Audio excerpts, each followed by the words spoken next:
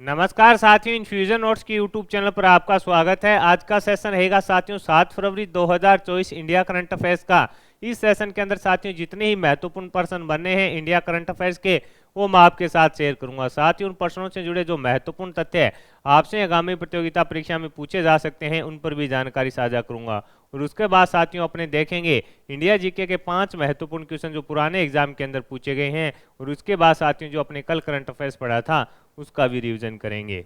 Session पसंद आए तो इसे लाइक व शेयर जरूर कीजिएगा। शुरुआत करेंगे साथियों सेशन की। पहला क्वेश्चन आपसे पूछा है कि किस भारतीय तीरंदाज को विश्व तीरंदाजी के द्वारा world archery breakthrough archer 2023 का पुरस्कार दिया गया है। आपसे पूछा गया है कि किस भारतीय तीरंदाज को विश्व तीरंदाजी के द्वारा world archery breakthrough archer 2023 का पुरस्कार दिया गया है। तो आंसर रहेगा साथियों अदिति गोपीचंद को दिया गया है। किसको दिया गया है? अदिति गोपीचंद को यह पुरस्कार दिया गया है। जो अदिति गोपीचंद है इनका संबंध साथियों कहां से रहेगा? इनका संबंध रहेगा साथियों महाराष्ट्र से। कहां से रहेगा? महाराष्ट्र से रहेगा। और हाल ही के अंदर साथियों इन्हें अर्जुन अवार्ड से भी सम्मानित किया गया था। ये भी अपने को याद रखना है। हाल ही के अंदर इन्हें साथियों अर्जुन अवार्ड से भी सम्मानित है जो किया गया था। इंपॉर्टेंट रहने वाला क्वेश्चन है, आपसे पूछा भी जा सकता है। आगे बढ़ेंगे साथियों, अगले क्वेश्चन पर बात करेंगे। अगला क्वेश्चन आपसे पूछा है कि इसरो के द्वारा किस वुमेन रोबोट को अंतरिक्ष में भेजा जाएगा? इसरो के द्वारा किस वुमेन रोबोट को अंतरिक्ष में भेजा जाएगा?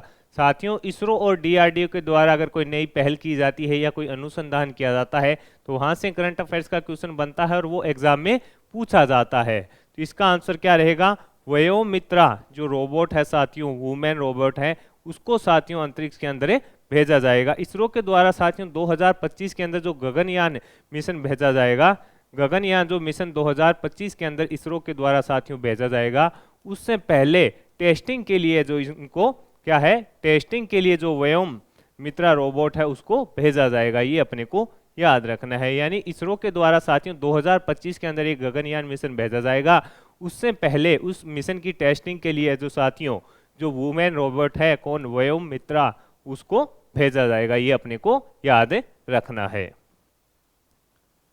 आगे बढ़ेंगे साथियों, अगले क्वेश्चन पर बात करेंगे। अगला क्वेश्चन आपसे पूछा है कि ओडिशा के सबलपुर में आईआईएम के स्थायी परिसर का उद्घाटन है जो किसने किया है? आपसे पूछा है कि ओडिशा के सबलपुर में आईआईएम के स्थायी परिसर का उद्घाटन है जो किसने किया है? तो आंसर रहेगा साथियों पीएम मोदी जी के द्वारा किया गया है। किसके द्वारा किया गया है? पीएम मोदी जी के द्वारा साथियों किया गया है। किसके द्वारा? पीएम मोदी जी के द्वारा किया गया है। इसका जो बजट है साथियों इसको 400 करोड़ रुपए के अंदर तैयार किया गया था। कितने करोड़ का बजट रहा था? तो 400 करोड़ के बजट से इसको तैयार किया गया था स्थायी परिसर को। 2021 के अंदर साथियों पीएम मोदी जी के द्वारा है जो इसकी आधारशिला रखी गई थी। पीएम मोदी जी के द्वारा साथियों इसकी आधारशिला है जो रखी गई थी। और इसका अब उद्घाटन भी किसने किया है? पीएम मोदी जी के द्वारा किया गया है। इस पर जो बजट है वो कितना है? 400 करोड़ का है। ये अपने को याद रखना है। अगला क्वेश्चन आपसे पूछा है कि भारत ऊर्जा सप्ताह 2024 के दूसरे चरण का आयोजन किस राज्य में किया जा रहा है? आपसे पूछा है कि भारत ऊर्जा सप्ताह 2024 के दूसरे चरण का आयोजन है जो किस राज्य में किया जा रहा है? तो आंसर रहेगा साथियों गोवा के अंदर। कहां पर है? गोवा में इसके दूसरे संस्करण का आयोजन है जो किया जा रहा है। किसके? भारत ऊर्जा सप्ताह 2024 के दूसरे चरण का जो साथियों आयोजन कहां पर है? गोवा के अंदर किया जा रहा है। और इसका शुभारंभ किसने किया? तो आंसर रहेगा साथियों मोदी जी के द्वारा इसका शुभारंभ है जो किया गया था। किसके द्वारा किया गया था? पीएम मोदी जी के द्वारा इसका शुभारंभ किया गया था। 6 से 9 फरवरी तक इसका आयोजन किया जाएगा। पीएम मोदी ने इसका शुभारंभ किया। इसके अंदर साथियों कनाडा, जर्मनी, नीदरलैंड, रूस, ब्रिटेन, अमेरिका के पवेलियन है जो इसके अंदर शामिल होंगे। ये भी अपने को थोड़ा याद रखना है। यानी दूसरा चरण है और इसका आयोजन कहां पर है? गोवा के अंदर किया जा रहा है। अपने लिए इंपॉर्टेंट रह सकता है। अगला क्वेश्चन आपसे पूछा है कि किस देश ने डिजिटल वीजा की पेशकश की है? ये भी इंपॉर्टेंट रहने वाला है कि किस देश ने डिजिटल वीजा की पेशकश की है? तो आंसर रहेगा साथियों फ्रांस के द्वारा है जो डिजिटल है, फ्रांस के द्वारा क्या है? डिजिटल वीज़ा की पेशकश की गई है, ये भी अपने को याद रखना है। डिजिटल वीज़ा की पेशकश है जो फ्रांस के द्वारा की गई है। इसके अंदर साथियों ये प्रथम फ्रांस है जो प्रथम यूरोपीय संघ राष्ट्र बना है जिसने क्या है साथियों, डिजिटल वीज़ा की है जो पेशकश की है। तो थोड़ा अपने को याद रखना है, यहाँ से भी क्वेश्चन बन सकता है। अगला क्वेश्चन आपसे पूछा है कि उत्तरी आयरलैंड की महिला प्रथम मंत्री कौन बनी है। आपसे पूछा है कि उत्तरी आयरलैंड की महिला प्रथम मंत्री कौन बनी है, तो आंसर रहेगा मिशेल ओनील को बनाया गया है।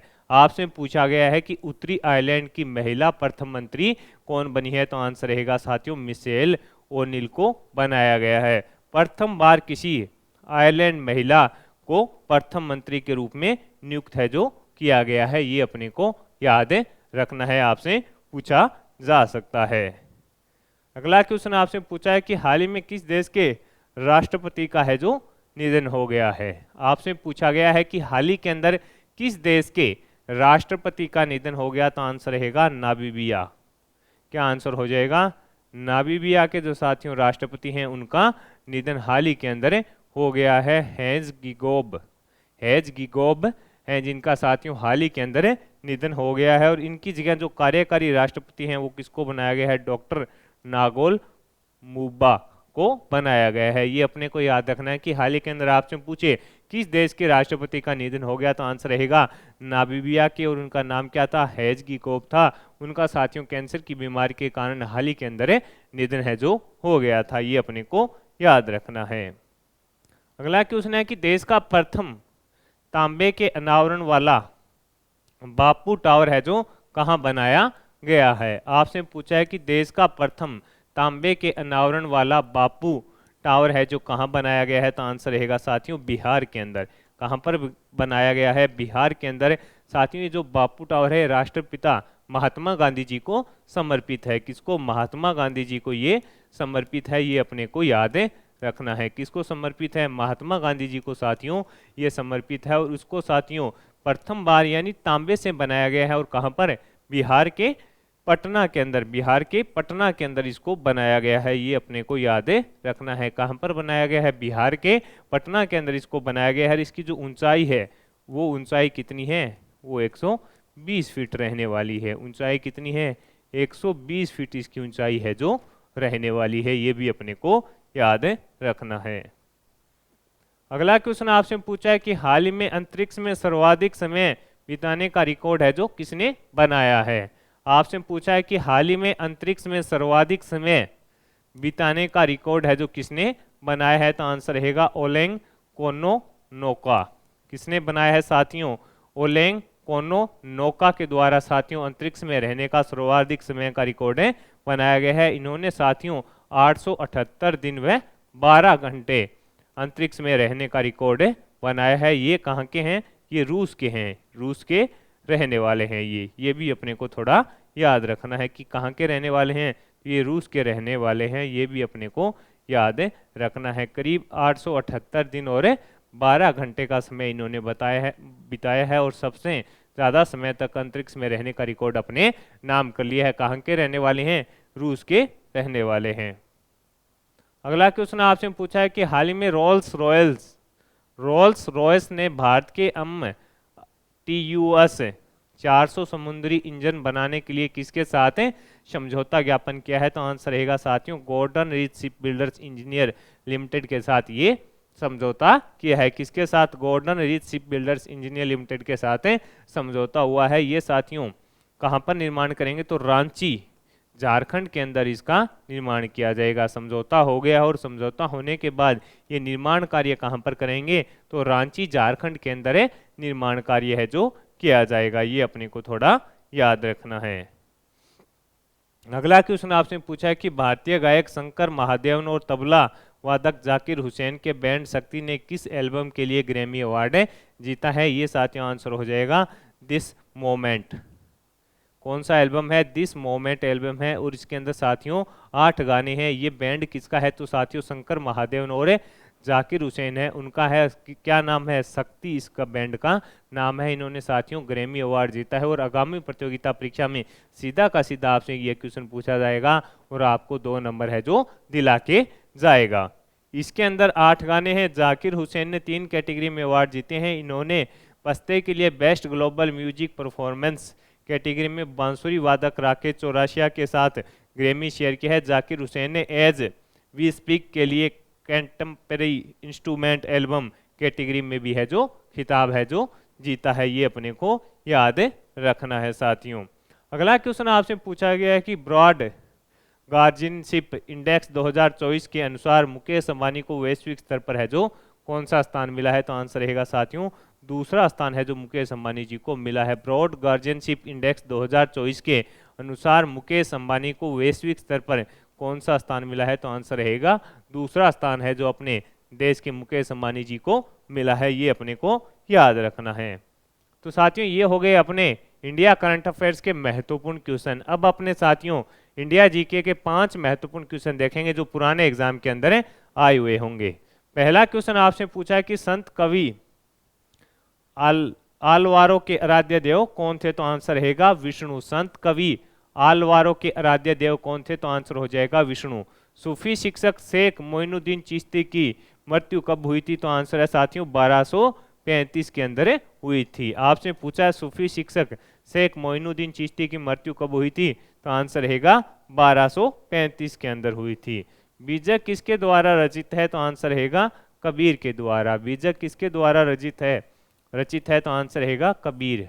बीजक किसके द्वारा रचित है? तो आंसर हो जाएगा कबीर के द्वारा रचित है। अगला क्वेश्चन आपसे पूछा है कि भारत में चिश्ती संप्रदाय की स्थापना है जो किसने की? तो आंसर होगा शेख मोइनुद्दीन चिश्ती के द्वारा की गई। आपसे पूछा है कि भारत में चिश्ती संप्रदाय की स्थापना किसने की? तो आंसर रहेगा शेख मोइनुद्दीन चिश्ती के द्वारा की गई। अगला क्वेश्चन है कि भारत के प्रथम सूफी संत ख्वाजा मोइनुद्दीन चिश्ती थे। अब अपने साथियों जो कल करंट अफेयर्स पढ़ा था उसका भी रिवीजन कर लेते हैं। कल पढ़ा था कि देश के प्रथम ट्रांसजेंडर क्लिनिक की शुरुआत कहां पर हुई है? तो आंसर रहेगा भोपाल के अंदर साथियों इसकी शुरुआत की गई है। भारतीय निर्वाचन आयोग ने मतदाता जागरूकता के लिए किसे उत्तर प्रदेश स्टेट का आइकन नियुक्त किया है? तो आंसर रहेगा मोहम्मद शमी को नियुक्त किया है। हाल ही में थाताई पेरियार वन्यजीव अभ्यारण्य किस राज्य के अंदर है?